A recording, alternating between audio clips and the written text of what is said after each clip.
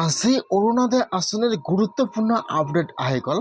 সেইটো আপডেট হ'ল যিসকলে আগৰ পৰা প্ৰতি মাহে অৰুণোদয় আঁচনি পইচা লাভ কৰি আছিল, জুন মাহত আৰু জুলাই মাহত অৰুণোদয় আঁচনি পইচা লাভ কৰা নাই, আৰু যিসকলে এইবাৰ অৰুণোদয় আঁচনি 3.0 নতুনকৈ আবেদন কৰিছে সেইসকলে কাৰণে আজি গুৰুত্বপূৰ্ণ আপডেট আহি গ'ল।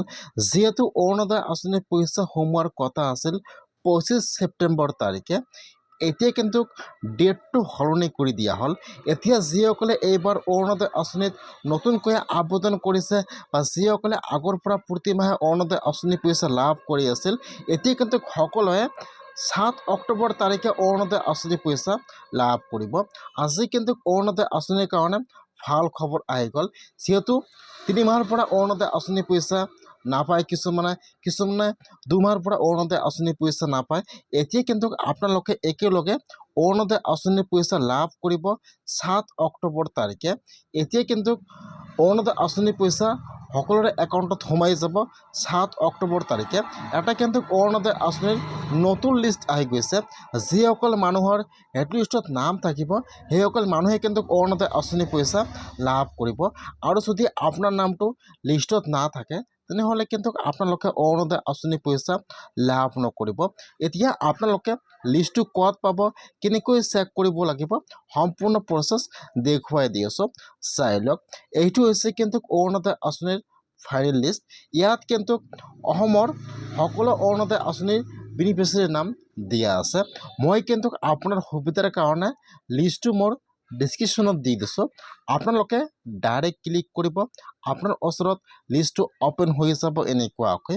ইয়াত আপোনাৰ ডিষ্ট্ৰিক্টৰ নাম দি আছে, ব্লকৰ নাম দি আছে, আপোনাৰ গাঁৱৰ নাম দি আছে, আপোনাৰ নাম দি আছে, আপোনাৰ ইয়াত ৰেচন কাৰ্ড নম্বৰ দি আছে, ইয়াত আপোনাৰ ডিটেইলছ সম্পূৰ্ণ দিয়া আছে। যিসকলে অৰুণোদয় আঁচনি 3.0 নতুনকৈ আবেদন কৰিছে বা যিসকলে আগৰ পৰা প্ৰতি মাহে অৰুণোদয় আঁচনি পইচা লাভ কৰি আছিল, জুন মাহত আৰু জুলাই মাহত অৰুণোদয় আঁচনি পইচা একাউণ্টত সোমোৱা নাই, সেইসকলে লিষ্টটো চেক কৰক। বহুতো মানুহৰ নাম কিন্তু ৰিজেক্ট হৈ গৈছে। বহুতে মানুহে কিন্তু 7 অক্টোবৰত অৰুণোদয় আঁচনি পইচা নাপায়। সেইকাৰণে যদি আপোনালোকে আগৰ পৰা প্ৰতি মাহে অৰুণোদয় আঁচনি পইচা লাভ কৰি আছে, অথবা আপোনালোকে এইবাৰ অৰুণোদয় আঁচনি 3.0 নতুনকৈ আবেদন কৰিছে, আপোনালোকে লিষ্টটো চেক কৰক। যদি আপোনাৰ নামটো লিষ্টত থাকে তেনেহ'লে কিন্তু আপোনালোকে অৰুণোদয় আঁচনি পইচা লাভ কৰিব। কেনেকৈ লিষ্টটো চেক কৰিব চাই লওক। ইয়াত যিহেতু বহুতো মানুহৰ নাম দি আছে বা ইয়াত অসমৰ সকলো বেনিফিচিয়াৰীৰ নাম দি আছে, সেইকাৰণে আপোনালোকে ইয়াত 3 ডটত ক্লিক কৰিব, 2 নম্বৰত ক্লিক কৰিব, ফাইনেল ৰিপ্লেচ।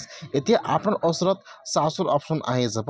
এতিয়া আপোনালোকে ইয়াত আপোনাৰ নাম অথবা আপোনাৰ একাউণ্ট নম্বৰ অথবা আপোনালোকে ইয়াত আপোনাৰ মোবাইল নম্বৰটো চাৰ্চ কৰিব।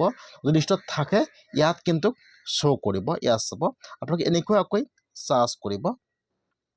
যদি আপোনালোকৰ নামটো লিষ্টত আহিছে তেনেহ'লে কিন্তু আপোনালোকে 7 অক্টোবৰত অৰুণোদয় আঁচনি পইচা লাভ কৰিব, আৰু যদি আপোনাৰ নামটো লিষ্টত নাথাকে তেনেহ'লে কিন্তু আপোনালোকে অৰুণোদয় আঁচনি পইচা লাভ নকৰিব। সেইকাৰণে যদি আপোনালোকে এইবাৰ অৰুণোদয় আঁচনিত নতুনকৈ আবেদন কৰিছে অথবা আপোনালোকে আগৰ পৰা অৰুণোদয় আঁচনি পইচা লাভ কৰিছে, আপোনালোকে আজি অৰুণোদয় আঁচনিৰ ফাইনেল লিষ্টটো চেক কৰক যে আপোনালোকৰ নামটো লিষ্টত আহিছেনে অহা নাই।